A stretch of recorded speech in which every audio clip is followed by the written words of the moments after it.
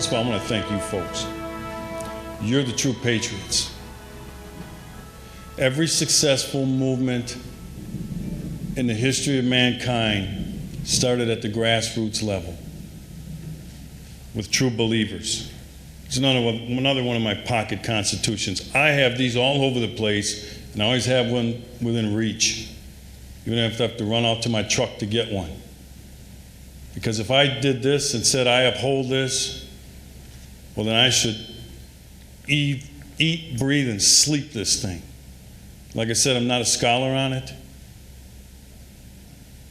but it was written pretty simply. What's depicted on this one here, it's an artist's depiction of the Founding Fathers, some of them meeting. You folks are the modern founders because you want to return where I want to return, and it's back to the promise that this document made to the people of the United States of America. To read your Declaration of Independence. This one here happens to have both. It's real easy to read. What's happening today is what was happening then. And a courageous group of grassroots individuals. That's what the Founding Fathers were. They were grassroots people. Said enough and started to push back. And that's what I started to do, and that's why I started to become more outspoken. I didn't just wake up one day and have an epiphany and start believing this stuff. But I said it's not enough to just keep it in here. I now have to join this movement. You folks. I'm just a foot soldier in this.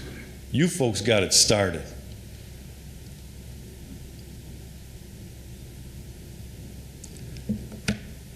To be successful, this movement's going to have two things. You have to have a common enemy, and you have to have a common language. And I'm not here to tell you what to do or this group what to do because, like I said, you started it. I'm Johnny come lately. But I know about movements. And in this movement, the common enemy, and let's not make this mistake, because I think sometimes we do, this is not about Democrats and Republicans. This is not about liberals and conservatives. All right? Because the ruling class in Washington, D.C. sees us as nothing more than subjects. We're not citizens anymore, in their mind. So don't get caught up with liberals, Democrats, Republicans, conservatives, and even people like Obama. Obama will be gone in a couple years. But guess what will still be there? And this is the common enemy. It's government. That's the common enemy. It's not Nancy Pelosi. It's not Barack Obama. It's not the faces and the names. These people come and go. The government remains. That's what's becoming oppressive. That's what's starting to become intrusive, more and more intrusive, and that's what's encroaching on our liberties. And here's the common language. That's why I admire a guy like Ronald Reagan as much as I do. He's the last person to occupy that house on Pennsylvania Avenue that talked about it incessantly. The common language is liberty and freedom. Okay? That's it. Because all these other subjects and topics that we talk about, they're all about freedom and liberty. Taxes, freedom and liberty. Right? Obamacare, freedom and liberty. So it's just a little bit of advice for this movement is once you stay on that theme, it'll start to resonate. So everywhere you go, insert it into something that you say. Talk about freedom, just say the word, freedom and liberty. That's what this is about. And people will start to get it. That's what people heard in my message, my 30-second ad. They heard freedom and liberty. And I didn't say that in the ad, but they heard it. See, we stopped telling people that a long time ago. We stopped telling them, you play a role in this thing. You're free. I play a support role. But now in law enforcement, what do we always tell people? Just call us. Call 911. Dial 911. And we do it with everything when it comes to government dependency. The government will take care of you. Well, someone said it earlier. They had 86 officers in a town or community of 80,000. We're not omnipresent. Here's some things you can do. Not go be the police or law enforcement. Here's some things you can do in certain situations. So I want to thank you for the support. The support's been overwhelming, even though the blowback has been tremendous, obviously. But I'm not, ladies and gentlemen, I'm not afraid of that. All right, that's never scared me. It's never dissuaded me. It never deterred me. In fact, right now there's a county ordinance being proposed to stop me from doing public safety announcements. So guess what I did? Last week, I took out another $10,000 in a new ad.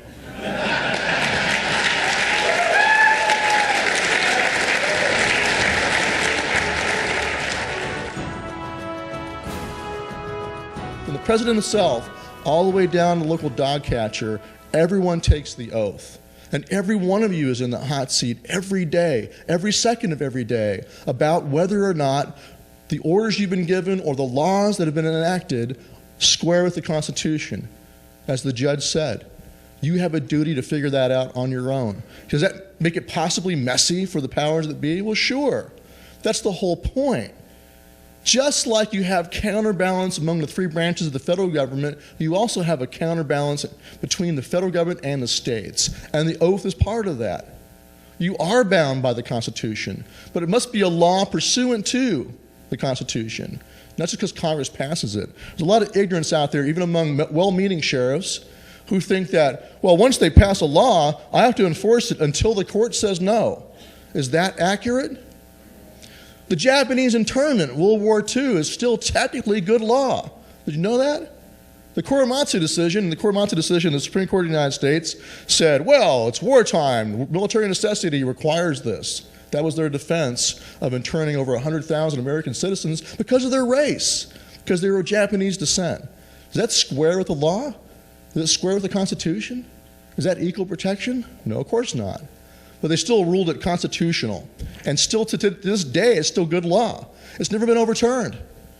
Would you abide by it? Would you say, well, under Korematsu, it's okay to intern American citizens because of their race? Would you do that? No.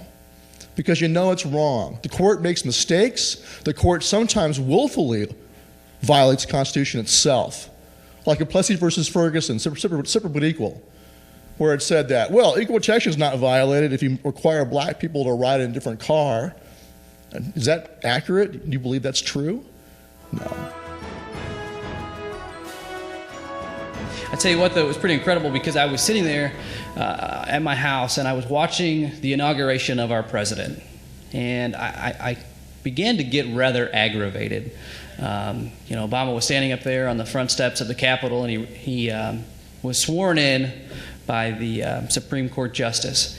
And I got to thinking about that. You know, the president is standing before the nation, taking his oath of office. Meanwhile, his administration, under his direction, is doing everything that they can to violate our constitutional rights.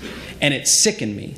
So what did I do? I got in my car, I drove to my office half an hour down the road, and I decided to do what Joey Kyle did and put my thoughts on paper and speak out in front of a bunch of people that I was not going to stand for that exact same thing that he expects us to do, and that is to encroach on our Second Amendment rights.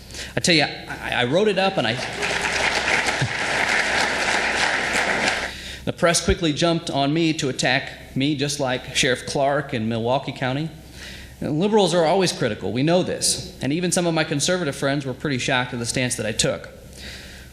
What I think is a huge problem is that when our governor violated the law, nobody seemed surprised. That's the problem with our country. Folks doing the right thing are criticized while those that break the law are not held accountable. We're not even shocked anymore when politicians break the law. Instead, we're shocked when people do the right thing and stand up for our Constitution and protect the law. But I didn't do what I did because I'm better than anyone else or I'm special. I did it because of the oath that I took. You see, to me, the oath that I took to uphold the Constitution on my first day of being sheriff was the most important action, my very first duty. The very first thing that I do as sheriff is take the oath. It's not any of the hiring or firing decisions that I make. It's not any of the criminals that I arrest or send to prison. It's not any of the budgetary decisions or criminal policing practices that I put forward. It's the oath to uphold the Constitution, the greatest government framework ever conceived, and I intend to uphold it.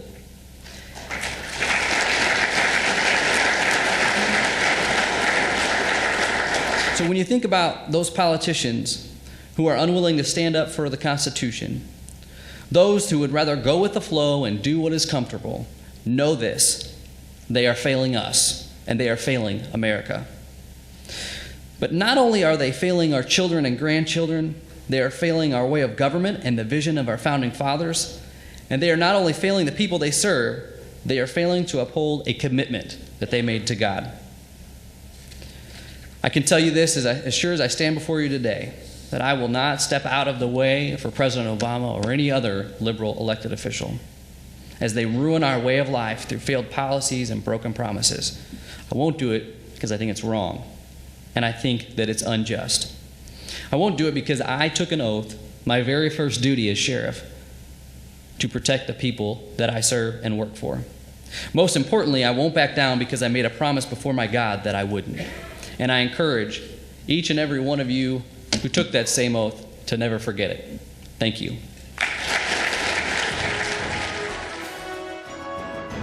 There are people around you that care deeply about their not only their Second Amendment rights, but they understand that their liberties are being threatened from all sides. This is the time, if we want to live, folks, in the land of the free, we need to be the home of the brave. The 10th Amendment. The powers not delegated to the United States by the Constitution nor prohibited by it to the states are reserved to the states respectively or to the people. Okay? What's that fourth word in that sentence? Delegated. Does that mean relinquished? Does that mean surrendered? If I am the manager of Chick-fil-A and I delegate the authority to one of my employees to make the fries, and that employee shows up one day and says, "Sorry, boss, I ain't making no fries," am I relieved of my responsibility as the manager to make sure that that store makes fries? It is still my responsibility, is it not? I better find somebody to make some fries quick, fast, and in a hurry. So, is it illegal for me to find someone else to make the fries? So if the states possess, at the Lee Resolution, the power to declare war, conclude peace, contract alliances, and engage in foreign commerce, and the central government refuses to protect our borders, are the states relinquished from that responsibility? Is it illegal for them to find someone to protect their borders for them? See how easy this is? Notice that the powers were delegated. This implies a source. The rights belong to the people through the 9th Amendment. All the powers emanate from rights. We have delegated certain powers to the states because as people, Sam Adams said, the natural rights of the colonists are these: first life, second liberty, third property, together with the right to support and defend them. We possess the right to protect our own borders as people, simply because we breathe. We have delegated certain authorities to the states. The states then delegate certain power to the central government to do a job for them. When the power comes from the people, that is a republic. But when the power comes from the government, it's a kingdom. There's a psychological issue that gets brought up in behavioral science sometimes in the aspect of war. They talk about the further you are away from the front line, the easier it is to kill. In hand-to-hand combat, it's harder to take a man's life. If you're sitting in a silo in North Dakota somewhere pushing a button, probably not as hard. Same way in law enforcement, or in the same way in elected politics. We keep electing people every 2, 4 years, 6 years, and during the election time, they're all in our neighborhoods, they're in every city campaigning, wanting to shake hands, and then they leave, and we don't see them again until election time. The ones in D.C. are like the ones in the silos in North Dakota. It's easy for them to break their promises because then they don't have to see you maybe for another 4 years, sometimes 6 years for U.S. Senate. And after they're done with you, they'll see you in 6 years. Same way with your local officials. If your local sheriff is your law enforcement, he has to see you on a daily basis. John Cottle's office, if you live in Lincoln County, is not that far away to go in there and try and bother him if you need to. Same way with all your local sheriffs. So you need to keep your power at home and local. We are the last line of defense from the federal government. Your local sheriff, your local elected officials at your local communities. If you keep turning over your county power to the states and the state power to the federal government, they will never care what you think again, because they're not going to answer to you. They're going to be in that silo in North Dakota, and you're not going to have any way to contact them, or then they're not going to listen to anything you have to say. So if you want us to start training police officers to respond better to the constitutionality of issues, then help me also get rid of these same judges and the same legislatures that are putting these laws into effect. There's a top and a bottom. We can cut off the police officers that are doing all this, enforcing these laws, and people are like, well, we got to get these police officers to quit doing this. You can do that, but it's kind of like cutting the head off of a snake. If you chop off one part of it and you leave the head alive, they're just going to hire more police officers. So we have to go after these legislatures and these judges that are doing this as well. We're not going to be able to stop this in the next 2 years. We're not going to be able to stop it probably in the next 10. This is going to be a long fight. The Constitution is based on free will. This country is based on free will. Freedom of religion, not freedom from religion. The whole premise I'm getting at is this. My power is derived from the people in my county. I serve them. But the acronyms, the sayings, the quotes, the slogans on the side of the car, protect and serve, is not accurate. I can't protect 80,000 people. I've got 86 employees in my county. But what I can do, what my job is to empower them to protect themselves. Somebody's last police chief was talking about the right to. We have a caretaking function. I mean, there is some responsibility there about making sure that people who are not fit don't go out and harm other individuals if we can prevent it.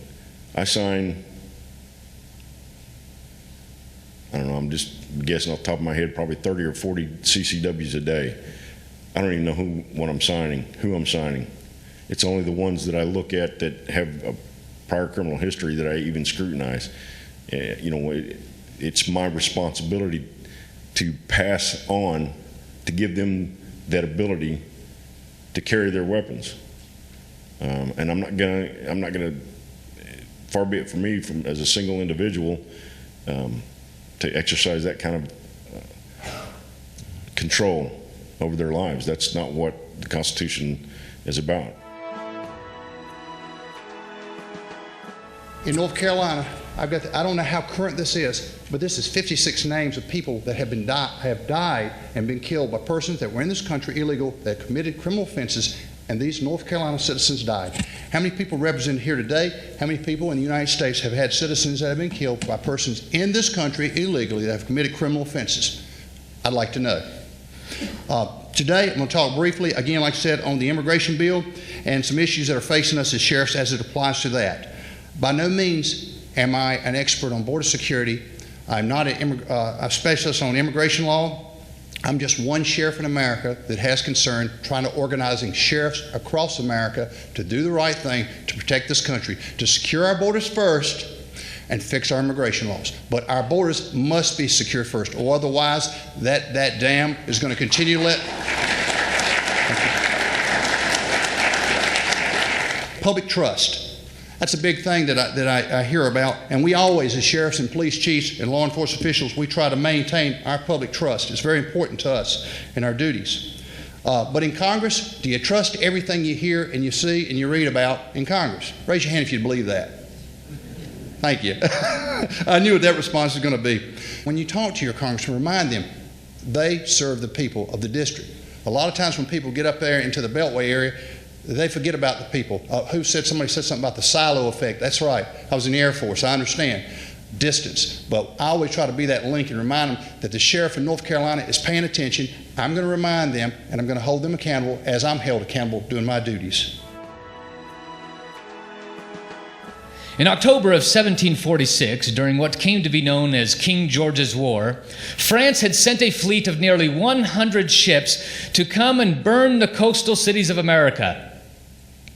Now, the colonists were quite concerned because they didn't have the armament and the cannon and the guns and things that they needed to fight off this French armada.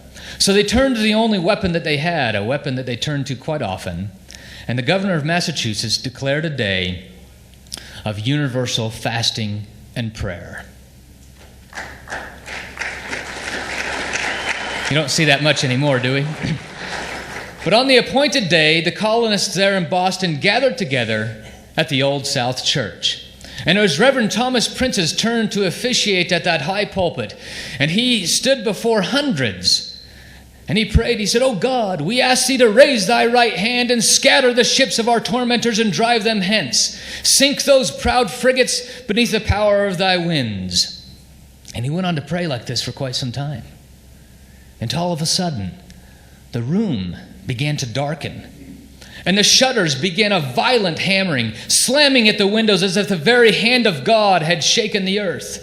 And the bell atop the tower began to ring erratically. Reverend Prince paused for a moment. Then he raised his hands high above his head. "O God, we hear thee. We hear thy voice, O Lord. The power of thy winds is upon these ships from the eastward. Thy bell tolls for the death of our enemies." Now, how did he know what was going on? You know, he didn't have a cell phone. Okay, yeah, those ships are going down, right? No, he just felt that God was answering their prayers. And sure enough, about a week and a half later, the news came that a virtual hurricane had risen out of the Atlantic and had sunken nearly every one of those 100 ships, and those that remained limped back to the West Indies from whence they came. Boston wasn't burned. Charleston wasn't burned. New York wasn't burned. God had once again preserved the colonists from utter destruction. Isn't that a great story?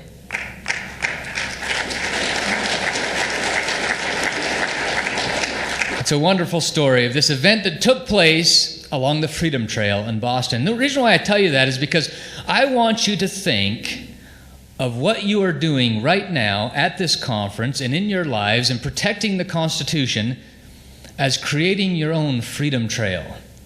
Because, folks, we are up against something that the founders were up against as well, tyranny and oppression.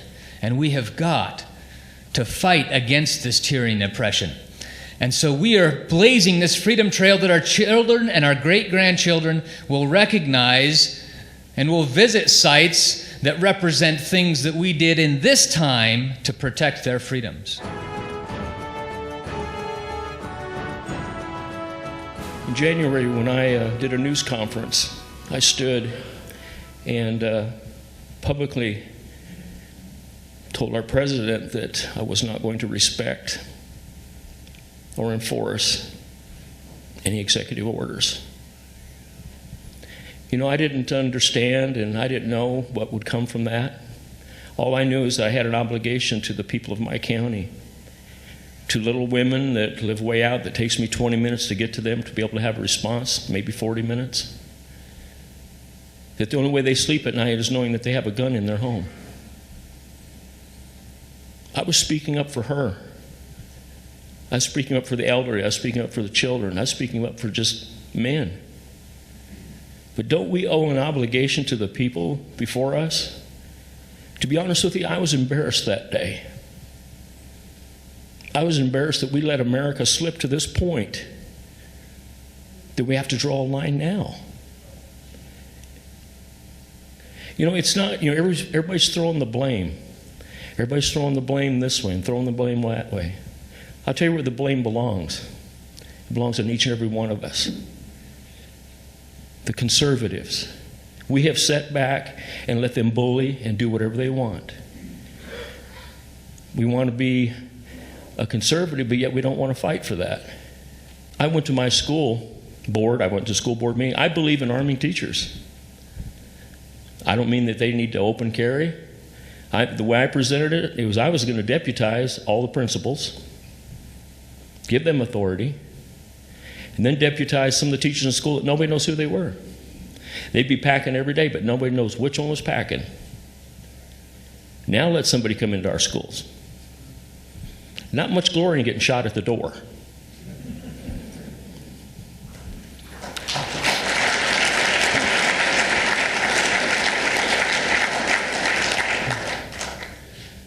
But as you know, we stand for the Second Amendment has brought a lot of attention to the table right now, and that's what we needed. That's what we want. We want the people to become aware. But the thing that's really bothering me the most is I was actually the first sheriff to stand up. I didn't realize that. I just did that, and the next thing I know is I look in the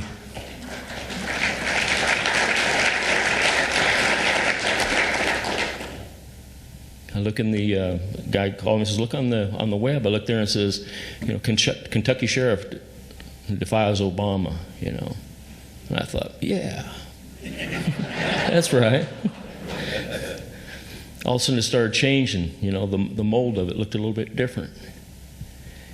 I've always been, I look on the deal and I said, Patriot Sheriff. How greater title could there be than a patriot? In this room today, I look and, if they're looking down on this room, they've got to smile today. The group they started with wasn't this big. The federal government does have very limited powers, that the supremacy clause of our Constitution doesn't apply to every stupid thing that comes into the head of Nancy Pelosi or George Bush. The supremacy clause only applies to those things to which the Constitution itself has been delegated authority by we the people. And so the county of Carroll, among many others now in the country, happily, is pointing out, no, you have very limited authority, actually, federales, and if you want to try a bust in Carroll County, we know you need local help, and you're not going to get it here. And they pointed out that the last 10 big gun busts that were done by the ATF, all of them relied significantly on local law enforcement. And it isn't going to be available in Carroll County, Maryland. And I'll bet from what I'm hearing here today, not a lot of other counties as well. They're simply going to refuse to comply. They're not going as far as some of the measures before some of the states that have said we're going to criminalize federal constitutional violation.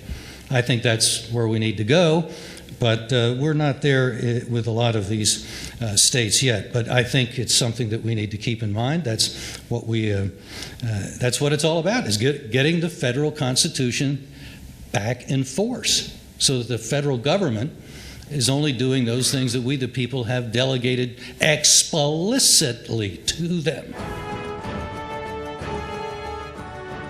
We are in a great struggle between liberty and tyranny. And while this is not new, I believe that each one of us, you and I, have been called to this battle by God. Okay, it's not just something that we just choose to do. It's something we've actually been called to do. At least that's my view, and I know it's the view of many of you around this room. It's a historical battle. It's one that I believe if we do not win, people 100 years from now will look back to this point in time in history and say, they failed us. We look back 200 plus years ago and we see the heroes of those days, and we see that they did not fail us. Will we fail future generations? That's what is at stake. So I would assert to you that the pledge that you make to defend the Constitution is what's at stake today. Now here's the question. Is the enemy without or the enemy within the greater threat? Absolutely. We can see the without one. The people of America do not see the enemy from within. It's now just starting to peek its ugly head out of the sands. The Supreme Court actually said that the federal government has no authority to commandeer sheriff's offices or to impress into its service the police officers of the 50 states. Well, they don't. Can we go along if they pay us? Oh yeah, we do all the time. Let me tell you, sheriffs and other officers in your local governments, taking federal grants is wrong, immoral, unconstitutional, and downright stupid. Okay? And I'll tell you why. We have sheriffs now who have had federal grants taken away, and now they're having layoffs. But that's just a logistical reason. Let's look at the moral reason. That the federal government could come into our communities and forcibly take taxes, take our money, take the money to Washington, D.C. and create all these buildings and bureaucracies and employees, and then create a pile of that money that they took away from us in the first place and say, we'll send 5% of it back to the states if they do what we tell them. School boards get that all the time. Police agencies get that all the time. Sheriff's offices get it all the time. And Scalia, in my decision, actually addresses that issue. It says it's not laws of the federal government, but conditions upon which federal grants are administered. So it's okay to take money from the taxpayers and have that money put out over here so New York can get a grant to do something out there. That's just a bribery system. That's wrong. We should not be going along with that type of system. And if you want to increase personnel in your office, which a lot of sheriffs now need, then let's start getting people hired to do that, or let's get volunteers to do it, and let's get our posses going. And it's an absolute necessity. This is our country, this is our Constitution, this is our freedom, and we've got to put the federal government back where it belongs. If we do nothing, then we stand with the other public officials who have said this to us, and I'll close with this. I could have stood for liberty. I could have taken a stand, but I chose not to. They might withhold their federal grants from me. Let's do our duty and forget those stupid grants.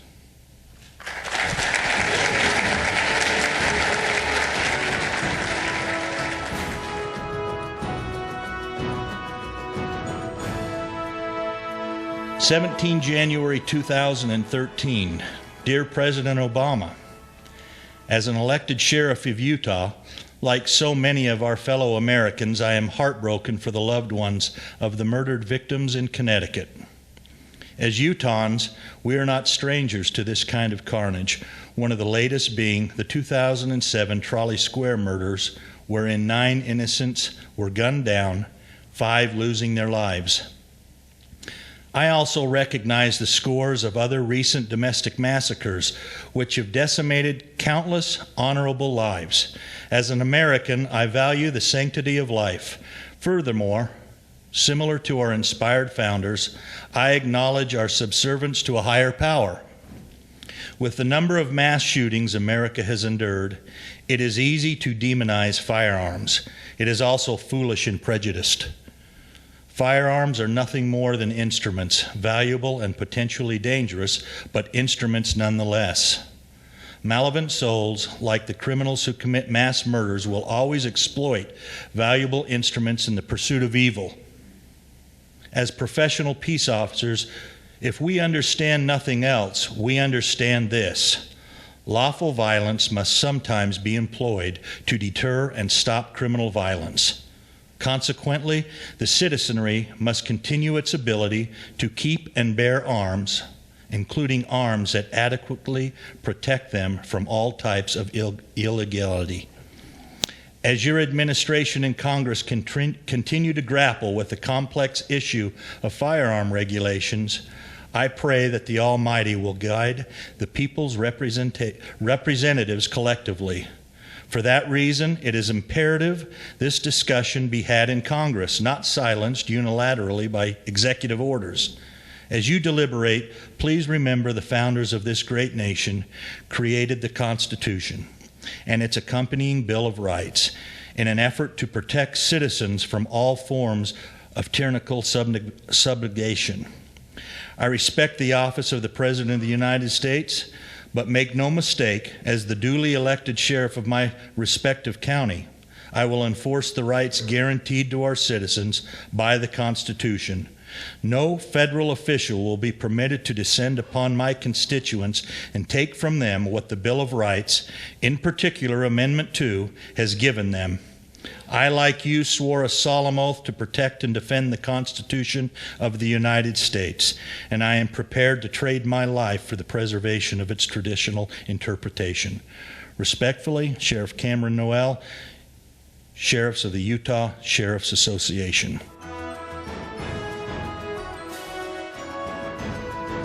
Dear Jane, I sincerely wish you were against gun violence as I am, instead of just illegal gun violence. Many of our citizens are uselessly killed in motor vehicle wrecks since vehicles were first invented. Over 21 million unborn children have had their lives removed in the violence of an abortion. Hundreds of people are killed with knives and baseball bats and swords and axes, even bare hands every year, and the violence goes on. The mayors against illegal guns are a farce. If they were against illegal guns, they would, instead of going after all guns, go after just illegal guns. Instead, they want to remove guns from persons lawfully qualified under the Second Amendment. And these rights were there before the Constitution. And the Constitution itself was only obtained by the use of personal guns. Taking away the Second Amendment rights may seem normal after taking away unborn persons' rights, but not to me. I guarantee the Second Amendment is removed. There will be no Constitution, no Bill of Rights, as the dictators in power would make us slaves. Rights come from God. People create governments. And the purpose of government is to secure the rights God gave us. And when a government we created seeks to take away our God-given rights, we have the right and even, of course, the duty to alter or abolish or throw off such governments. Now, the Declaration of Independence recognizes that God is the grantor of rights, and rights do not come from the Constitution. They don't come from the Supreme Court or the federal government. The preamble shows that we, the people, created the federal government. It is our creature. And even the liberal founding father, Alexander Hamilton, agreed with this. We created the federal government in an alliance of sovereign states in an association of a federation with the national government, to which only delegated supremacy over the states in a few and defined areas. We have delegated or loaned to the federal government 17 enumerated powers. I'm not going to go over each one of those, but we've only delegated those certain powers to them and nothing else. And it's only with respect to the enumerated powers that the federal government has any lawful authority over the country at large, and all other powers are reserved to the states and to the people.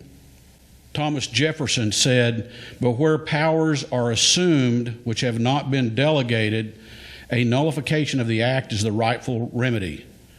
That every state has a natural right, in cases not within the compact, to nullify of their own authority all assumptions of power by others within their limits. That without this right they would be under the dominion, absolute and unlimited, of whatsoever might exercise the right of judgment for them." We know that James Madison concurred with that, as most of the founding fathers did. And even, again, one of our most liberal founding fathers, if you read about some of the things that he preferred to have included in the Constitution, which was rejected by the majority of those in the Constitutional Convention, even he agreed that it is the right of the people to nullify unconstitutional acts that the government may commit. So we know what the foundation is. We can be firm and be certain of what our founders intended and where rights come from, and regarding nullification and our right to nullify.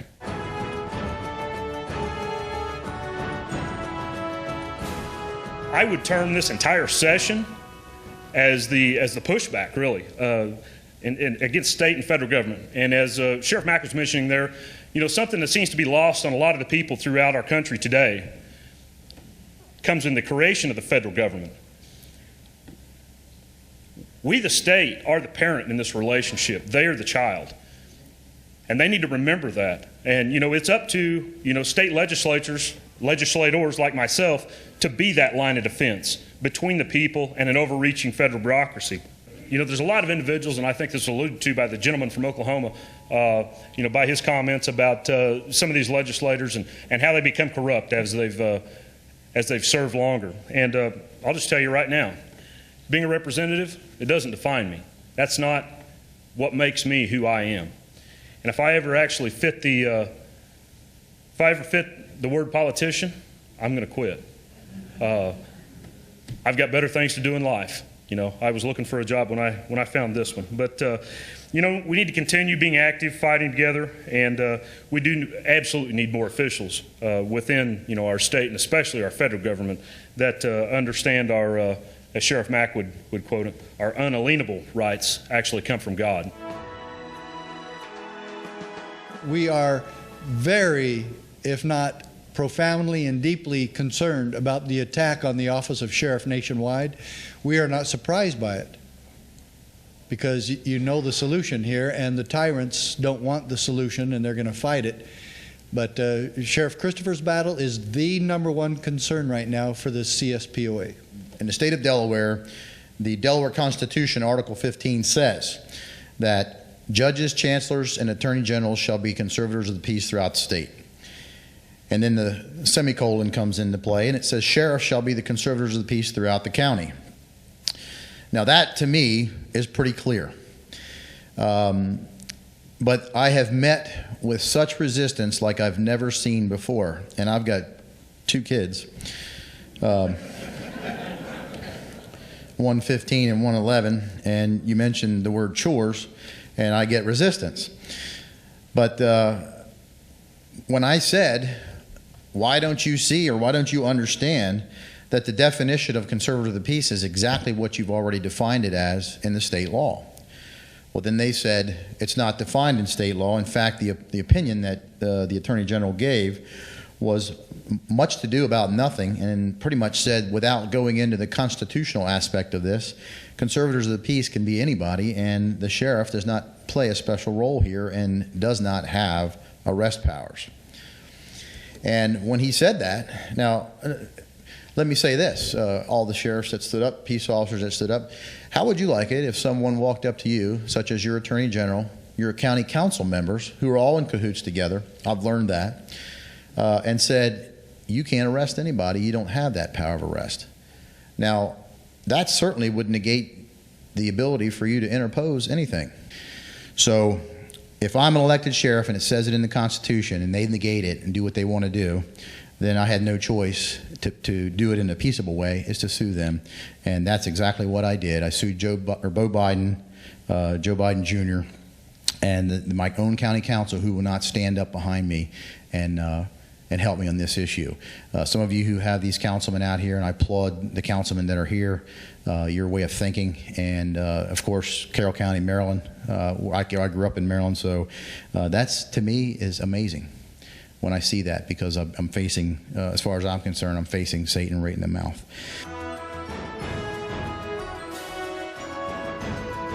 I said, well, you know, it is the Transportation Safety Act. It's not just airports, it's all modes of transportation. And we are going to begin working this through VIPER deployments, and that's visible intermodal prevention and response. And I said, well, what will you be doing exactly? Well, we'll be conducting suspicionless searches and BOD deployments, behavioral observation deployments, which will then give us reasonable suspicion to search other people. I mean, you mean like profiling? So I said, look, I'm going to tell you right now, Ed, you're not going to do that in Duval County. Ain't going to happen.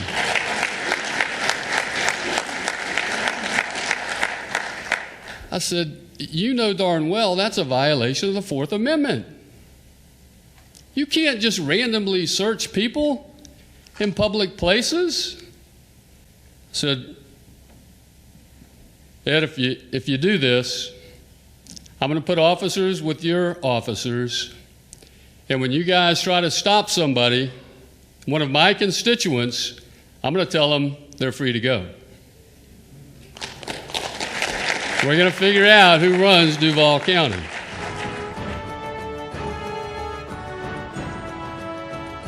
He started us off today with a video of our president stating that there are those who think tyranny is lurking around the corner waiting to strike, and that these people are just mucking things up. Well, who was President Obama talking about when he said there are people that are thinking that tyranny is lurking around the corner? Who was he talking about? Was he talking about the Tea Party? Was he talking about you folks? I'm going to burst your bubble. He was talking about the Founding Fathers. He was talking about the Founding Fathers. That's who the president was talking about. Our Founding Fathers believed that tyranny, like a thief in the night, was ready, willing, and able to take liberty from us, either peacefully or forcefully.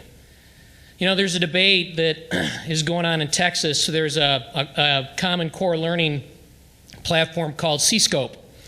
And it tries to suggest that capitalism is inferior to communism. And as much as that may make us nuts to think about that, our Founding Fathers saw a far more insidious debate, and that debate was anarchy at one end and tyranny at the other end.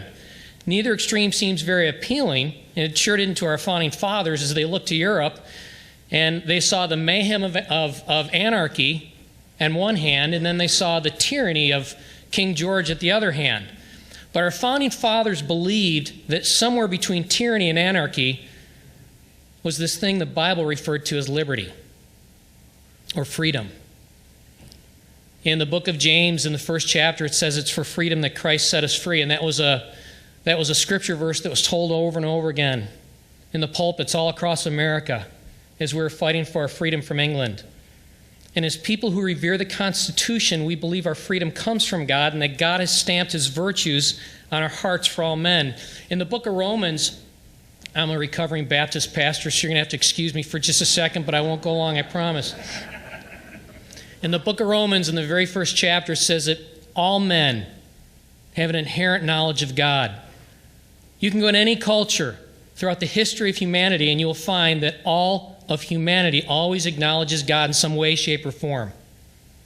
Romans 2 says is that not only does man have an inherent knowledge of God, but that God has written His laws of virtue on our heart.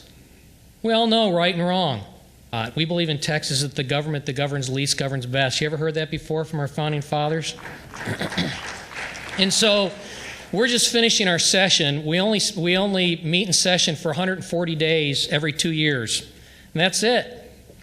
Now, there are some that believe that we should only meet for 2 days once every 140 years. And there are a lot of us that really believe that because most businesses and most individuals believe that when we're in session, they go on defense. Because you have no idea what mayhem you're capable of when you put and allow legislators to go in and make law. It can be a terrible thing. So yes, we believe the government that governs least governs best. And I want to ask you, do you all believe that? Do you all really believe that the government that governs least governs best? Do you believe that? Do you? Then I want to encourage you to do something. When you go home today, when you hear about a new law, when you hear about someone that's saying, hey man, that barking dog last night, we need a bill. We need a law. We need a law to outlaw barking dogs. You don't need a law to outlaw barking dogs. What you need is to walk down to your friend's house and say, hey, can you do something about your dog? I think it was in 2010 maybe 2009, I challenged the Forest Service. Wrote a letter to them, and I asked them what their constitutional authority was to have Forest Service law enforcement within our county. And to this day, they still have not answered me or gave me anything in writing or anything even verbally that shows that they actually have the authority to have law enforcement within our county. Forest Service manuals and the Forest Service, I want to say their policies or their own rules say that the sheriff is the chief law enforcement officer of the county, and I'm invoking that. I know we have a couple other folks here that are going to speak, but I don't play along to get along. I like to get along because we all do the right thing, and if you're not going to do the right thing, I'm going to stand up. I don't work for the government, I work for the people. If there's one thing that I don't like is bad government or corrupt government. I work for the people. The people put me in office to represent them. And one of the things I would like to say to Sheriff Christopher is just recently I denounced my membership to the National Sheriff's Association. And when they came out with the gun control stuff and supporting and endorsing Barack Obama, that's when I pulled my membership from the National Sheriff's Association.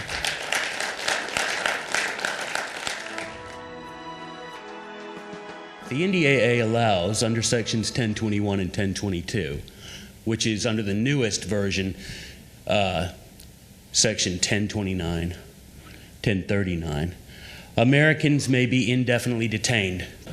If President Obama suspects that you pose a threat to the homeland, then he has the power to deploy the United States military to arrest you and to detain you until, quote, the end of the war on terror in a military prison.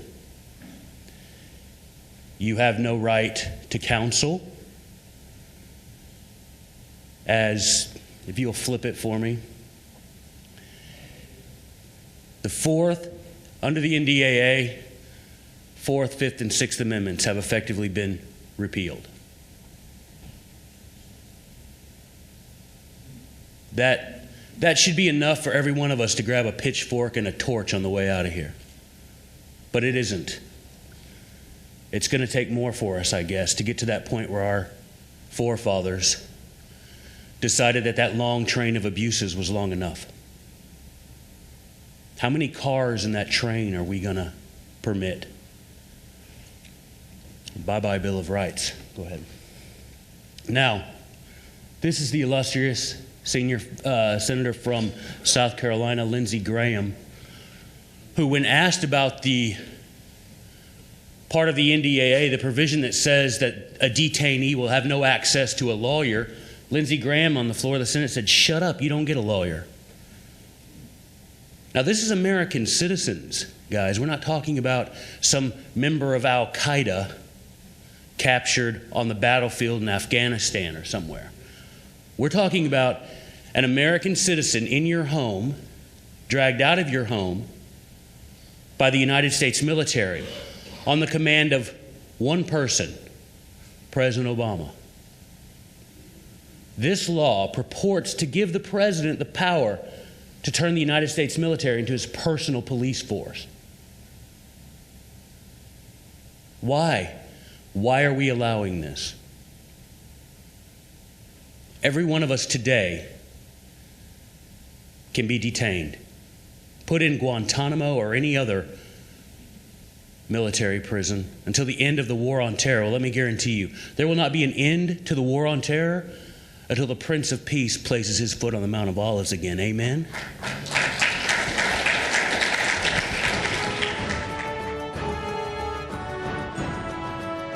Well, I wasn't really depressed with the election results in 2008. What really depressed me was knowing that we didn't have the will, that we didn't have the energy as a culture to do the right thing. What we need today are heroes, and I think that's why you're here, because you believe that. We need people who are going to do the right thing because it's the right thing to do, who will, as Scripture admonishes, prepare your horse for battle, but leave the battle to the Lord. And I was asked to talk about whose job is American liberty, and most of us would immediately say, well, it's all our jobs, but there's really a different reality out there right now. We really have sheep, sheepdogs, and wolves, right? And you're here because you're a sheepdog. And I want to tell you a story. When I served over in Iraq as a company commander on the ground, I lost one man out of 4,000 combat missions, one. And he was going out on his day off to help some little kids at a medical clinic, and Humvee came around the corner and a 500-pound bomb detonated about 6 feet away from him. Killed him instantly. And I walked into the morgue to see him, and as I reached out my hand to touch him, I looked and I saw that on his face, he had a smile. He died as a sheepdog with a smile on his face, because that's what sheepdogs do. Sheepdogs will give up everything, literally, to do the right thing, and they will die with a smile on their face. And in politics, that looks like the following. I had a master sergeant when I was coming up, Master Sergeant Wood, and he said this to me. It was the very last thing he said to me. When I was leaving, as a young officer, he said this: Matt, you need to be prepared to give up your career at any moment to do the right thing. You need to be prepared to give up your career at any moment to do the right thing. That's what it means, I think, to be an American, because leadership is not the ability to compromise, it's the ability not to. It's the ability to articulate our principles in such a way that we bring people over to our point of view. It's the ability to stand up for what is right, even if that is against our own government. And you know what? That's what's made us different than the Roman Empire, than the British, than the Chinese, than the Germans, than the Russians. That's what made us different. That each one of us determined what was right or wrong, and we were held accountable for our own personal actions. Befehl ist Befehl, an order is an order, was never an excuse, and it never will be an excuse in America. It's what drove George Washington, that free men fighting for liberty outside of God was the greatest force on the face of this earth. Free men fighting for liberty. But he also understood that the hardest battle we'll ever fight is to do the right thing. Let me start off by telling you, after 21 months now, 2,200 hours alone on the birth certificate itself, Sheriff Arpaio made an announcement in Maricopa County in March 2012 that we had probable cause to believe the birth certificate presented via the web and at a press conference purported to be, by Barack Obama, to be his official birth record, proof positive of his birth in Hawaii, to be a 100% forgery. It is a computer-generated image. It is not a birth certificate. You can't use it to get into Little League. You can't use it to get a Social Security card. You can't take it into a courtroom and use it as proof of your identification. It is absolutely nothing.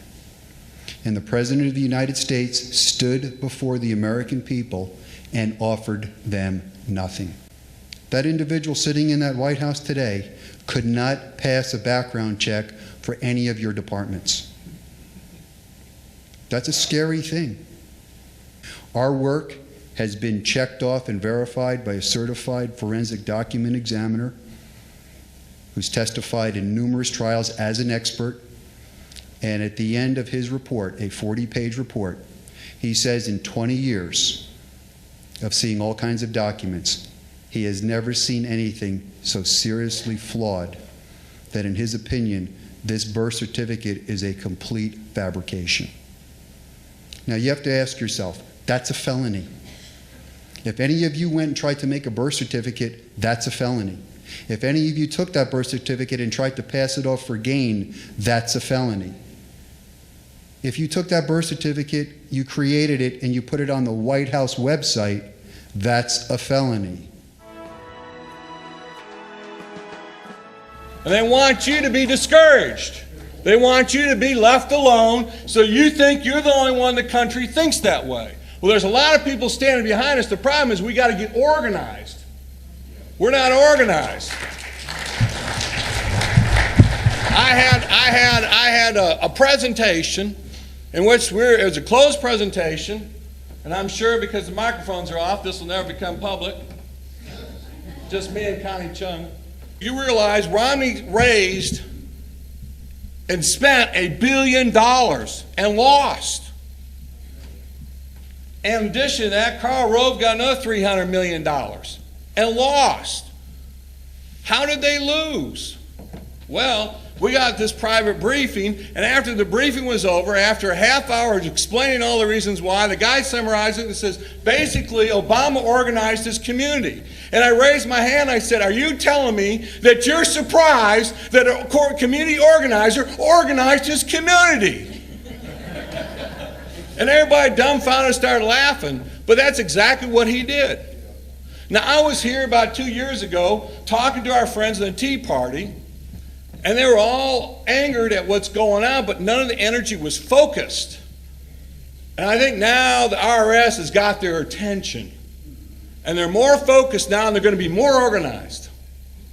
And in the past, when Mack and myself won our victories, it wasn't because we accidentally fell off a truck, as the press tries to portray it, is we planned it, we mapped it out, we talked about it, we had a target, we had a purpose, and we achieved it that way. So much today, us conservatives are independent thinkers, and we act independently. The way the left works, they are socialists. They work together. We need to start working together.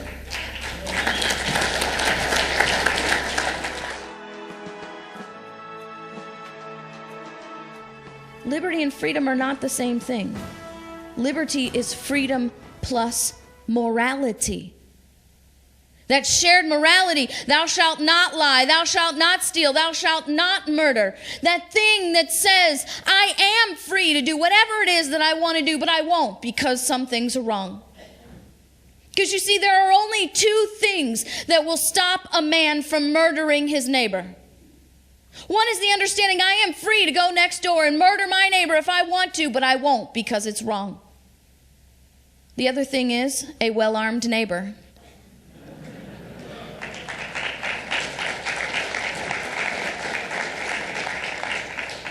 You guys know more than anybody, or should know, criminal laws do not stop crimes. Criminal laws are not designed to stop crimes. Criminal laws are designed to identify criminal activity and establish the mechanism to punish criminals. If criminal laws stopped crimes, we would be a crime-free nation because we got way too many criminal laws. Laws we cannot even enforce, even in our wildest of dreams. Because you see, the only thing that stops someone from committing crime is saying, I can do that, but I won't because it's wrong. It's this thing of liberty that we have to understand, because it's the thing that John Adams said, we must support liberty at all hazards. We have a right to it derived from our Maker, but if we had not, our fathers have bought and purchased this liberty for us with their ease, their estates, their pleasure, and their blood. Because you see, liberty comes at a price. Let's do something real quick. Raise your hand if you're Catholic. I'm serious. Raise your hand if you're Catholic. Okay? Raise your hand if you're evangelical Christian. Not Baptist. Baptist and evangelical Christian are two different things, or no? Am I wrong? I don't know what you... Okay? All right. Baptist and evangelical Christian. Raise your hand. Okay, good. Mormons. Mormons. Okay. Any atheists? All right. Good. No atheists. All right. Want me to tell you something? I don't care. I don't care. All right. Oh, I forgot. Wait. I forgot. That was almost prejudice of mine. How many Jews besides this one? Any other Jews? All right, you're not alone. He's not alone. He chose a couple more. Anyway, it was really funny. He spoke at Caritas I spoke at Caritas. Chris Hand spoke at Caritas, and of course there was other Catholics that spoke at Caritas. They organized the whole thing. They didn't come from the outside. Oh, no, not even. They were insiders. So we took a picture with the Jew, the Mormon, the Baptist, and the Catholics. And we want to tell you the truth. Us standing together for the holy cause of liberty is the answer and is the solution. Yep.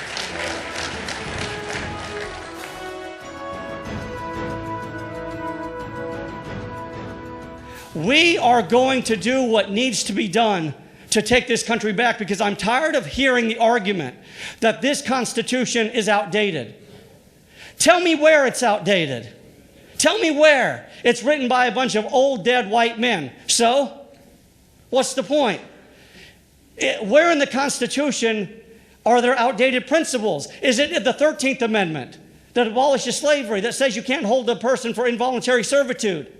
Is it the 15th Amendment that says an individual may not be discriminated against or not permitted to vote based on race?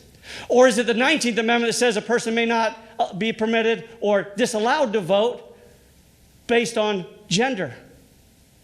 Is that where it's outdated? Or is it the 14th Amendment that says equal protection under the law? That is, we protect everybody regardless of minority status or position that you've taken. Is that where it's outdated? Or is it the 8th Amendment that says the government cannot impose punishment that would be deemed cruel and unusual if you're the one being punished? Is that the outdated idea that we continue to hear about? Or is it the 6th Amendment that says you have a right to a fair and speedy trial, a trial by an impartial jury, that you can compel witnesses to come in and testify on your behalf? Is that the outdated idea? That I can cross-examine witnesses that are making allegations? Or is it the 5th Amendment that says my right to silence cannot be used against me? Or is it the 2nd Amendment? The 2nd Amendment that says I have a right to defend myself and to defend my own people against tyranny? Or the 1st Amendment, the right of speech, the right of the press, the free exercise of... Please tell me where this document is outdated. It is alive and well. The very body of the Constitution, the 7 articles, is based on 2 principles. Men and women are born free, and men and women cannot be trusted with power. That is why the document exists. It is why it exists, and we must stand firm and support and uphold and defend this document. The days are gone where we can simply give lip service to pledging our lives, our fortunes, and our sacred honor. Now is the time to stop paying lip service and start doing. We must. Ladies and gentlemen, this is our time. You were made for this time. You have an obligation. And it's not just your privilege to stand up for constitutional principles, for freedom, for separation of powers, division of authority, for popular sovereignty, for a Republican form of government. It's not just your privilege to do so. It's your obligation, it's your duty, and it's your sacred honor.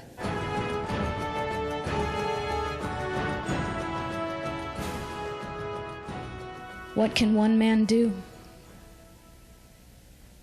One man can sow the seed of independence.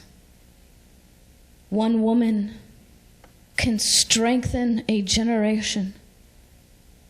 One man, one woman can stand in the gap. All I'm asking is, will you stand in the gap? Because I don't want to look at the end and watch that one leap over the edge because he didn't know any better and because nobody was there to stop him. That is your call when you take the oath to support and defend the Constitution, to protect and serve. Your call is to stand in the gap. Will you stand? Will you stand?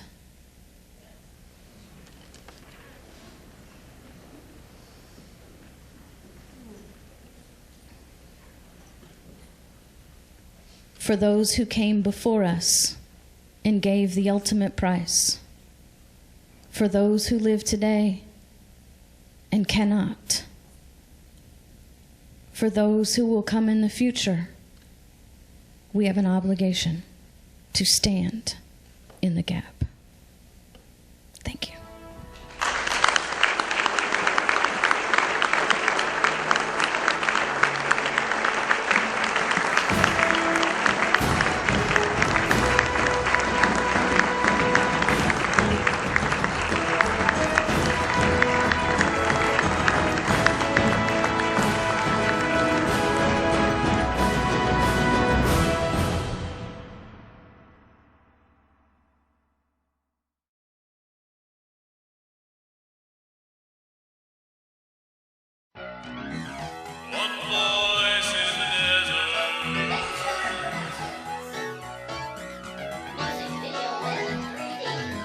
There's a new old name.